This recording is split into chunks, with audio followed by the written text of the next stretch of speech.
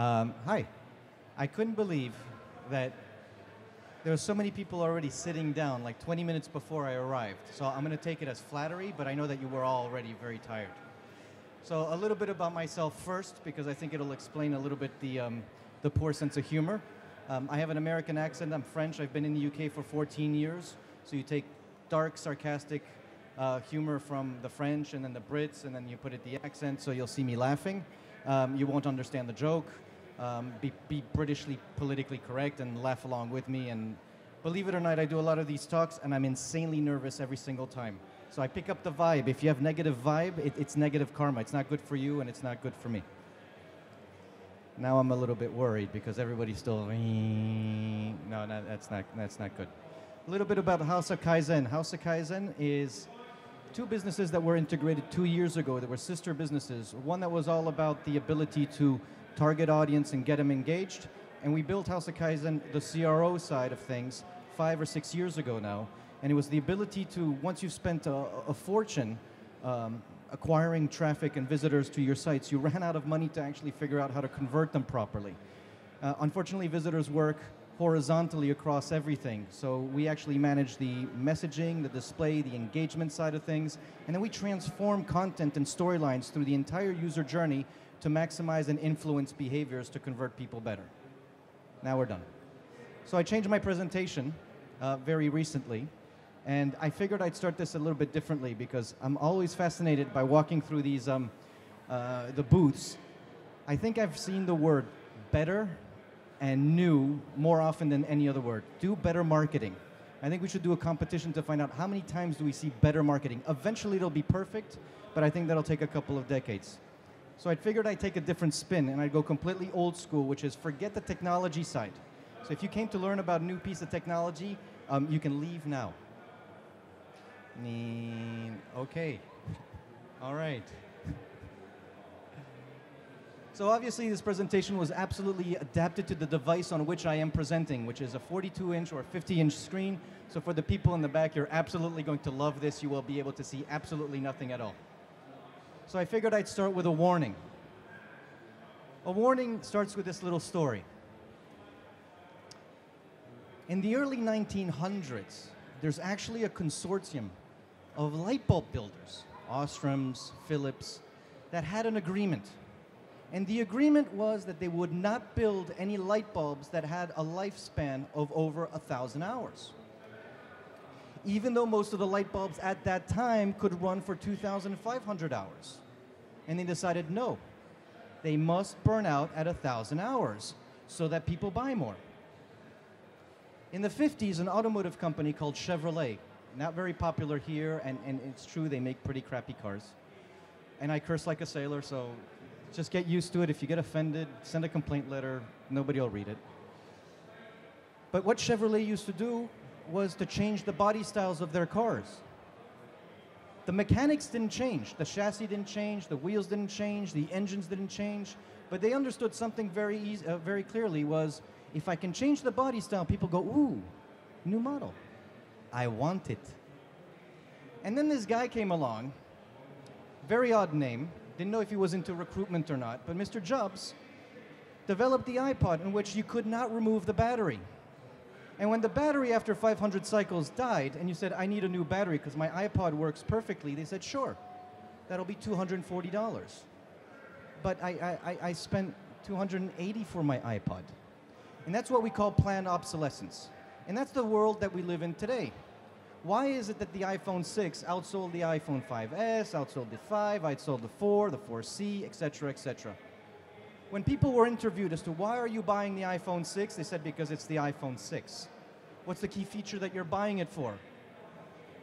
I don't know, I'm just first in line, it'll look super cool. Except if it's the guy that's in New York and then drops it on national television. So that's the world that we live in, this planned obsolescence. And the planned obsolescence is a very good indication of our mindsets today. If you walk around here, but you also go online, this is the type of thing that you see all the time. 10 tips for better marketing, a faster content management system, better technology that can read your mind, make coffee, and guess your visitors' mindsets, and all of a sudden recreate a storyline that's absolutely perfect. 5 tips to not get fat on Thanksgiving. Here's one, don't eat so much. 10 tips to increase your business efficiency. Please, if this was true, we'd all have incredibly efficient businesses, and thusly we wouldn't be here. But this is this consumerist mindset of fast, quick fixes that we're in. And that's the part of the warning, because all of our marketing is designed the same way. Marketing automation makes it all happen. Plug it in, spend 100 grand, sit on your ass, do nothing, boom, sales go up. Yes, we all believe in that, especially if we want to hire Adobe. The point of this entire presentation is this. Forget the technology. You really want to increase conversion? You really want to make a dent to your bottom line? You need to start thinking about human beings. We sit around in our meeting sessions, and we have different marketers and salespeople. And if you're working with News UK like us, there's always a lawyer there somewhere. There's a social media guy, then there's a tech guy, and they never get along. So it's always this bit of a messy consensus. The human in all of this, we forget about it. So what I tried to illustrate here is that people matter the most. And first, you need to understand the mechanical components of the human being. For example, you're launching a new website. It's a lot of startups here. And we always try to explain things in the way that we want them to be explained. Immediately, the second you start editing or building landing pages, building a home page and a new product, bam, it's how I want to do it. Not how the consumer thinks or what he wants. That doesn't matter. It's got to look cool. It's got to make the director look good. And we don't understand the most basics about human beings. One is that everybody here, in the way that you see what we'll call a visual stimuli, i.e. a graphically represented beautiful flower, actually has a different mental representation in our heads.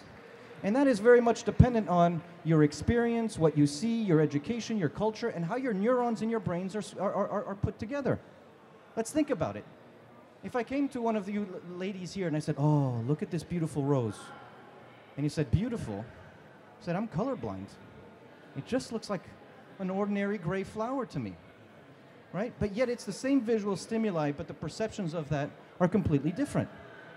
And we should understand that, because it is not how you design and explain your content and your storylines. It is manipulating and making sure that people perceive it in the positive way that you're trying to convey it. The biomechanical side is also about how the physicalities of the human being functions, how your eyes work. Your focal point is very constrained and is very small. This is what we call the focus point. You only see a very high level of clarity or high resolution at about 1.5 degrees of visual acuity. That's tiny. Outside of that, you see it sort of in standard resolution, and within the margin, you don't see things that are actually in plain sight. And people like Amazon have understood this in the very early days, and then it was imitated for imitation's sake. But it wasn't imitated because people understood why. Why do you cluster information? The title, the manufacturer, the version, the reviews, the pricing, the discounts, the explanations, the shipping, the introduction to the stock value, and the images. Why? Because the eye focuses on a very small point of resolution. Outside of that, we are talking about the margin. And in that margin, you don't see things that are in plain sight. It's learning about science that was already discovered 100 years ago. The John Ridley Stroop Effect, we all understand it and know it. It's that exercise where you read and have to measure reaction time when you see a color and you yell out red and green and blue.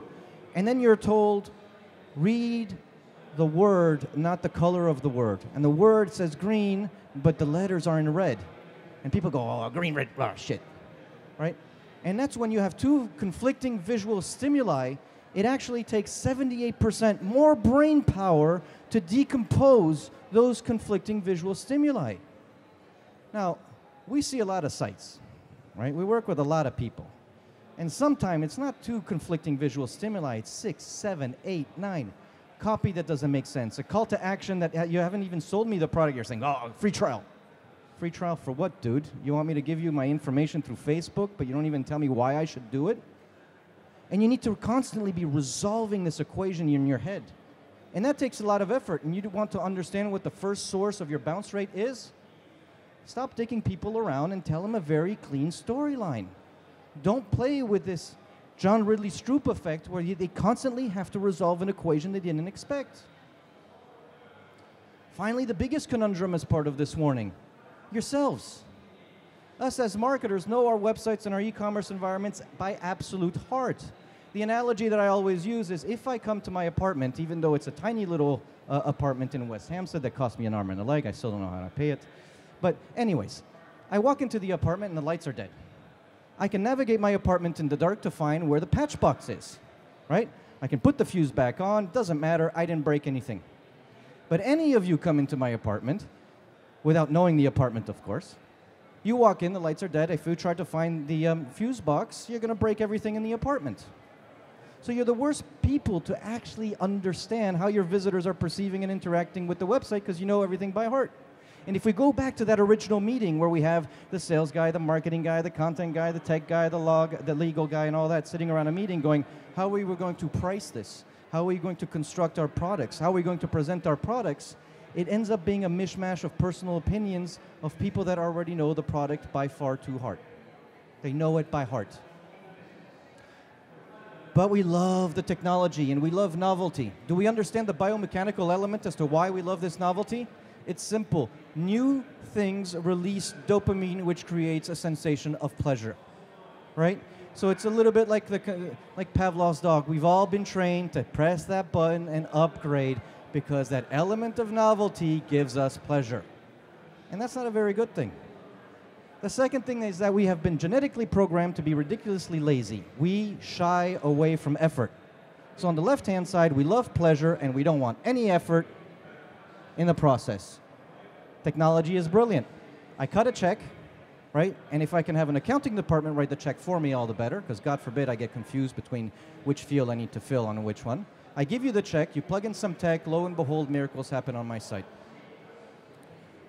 The third component is that as organizations, we're still very fragmented and siloed, and that's not too much of an issue. But we still have people that manage PPC, that manage display, that manage content, that manage social. We look at tech developments on one side, CMS updates on the other, content editing on one, legal, etc., and pricing is decided elsewhere. And that's a bit of a difficulty because our customers don't function in that siloed way. They start engaging in social arenas, there's brand and marketing awareness that happens, they engage with your site once or twice, they do comparative shopping, they go look at reviews, they get social and economical validation, come back through the user journey. Hopefully they don't trip up too many times, and they'll check out.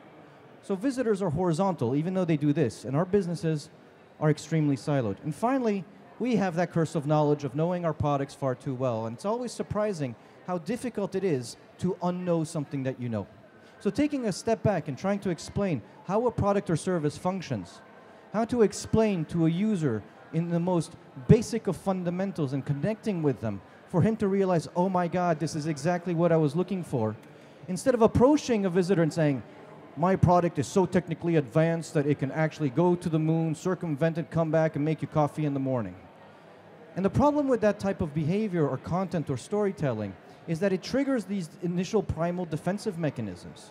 When somebody is being sold to, the first thing is, right, how are you trying to trick me? And it's called the primitive brain. But unfortunately, because we have this curse of knowledge, it's very difficult for us to actually go back to those fundamental basics and explain things in a very basic way.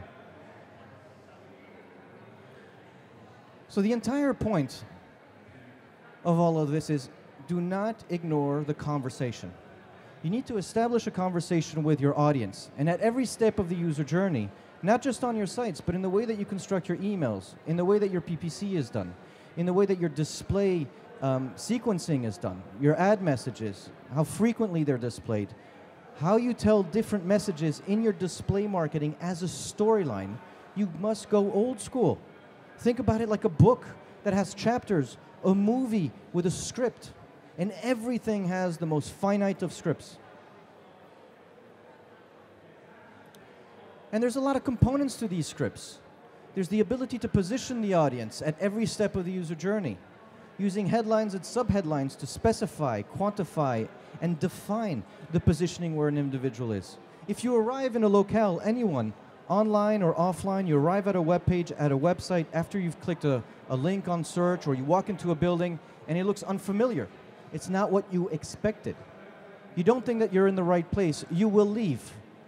In the digital world, we'll call that bounce rate. Outside, you just got lost and you need to find better directions until you find the person that says, no, no, no, that's exactly where you want it to be. And I'm like, oh, I didn't expect that. You want to build out the value proposition, which is the hardest thing to do for a business. Trying to define a value proposition just in its most basic terms, specific, quantifiable, and tangible, is incredibly difficult. If you think of the travel industry, and you think of hotels in particular, and you read a lot of the travel websites, the hotel websites, and you read the descriptions, you'll see it's a posh and comfortable room, it's sizable, and then you actually look at the tangible metrics, and you realize that the Nico Hotel in Paris, the rooms are on average 12 square meters.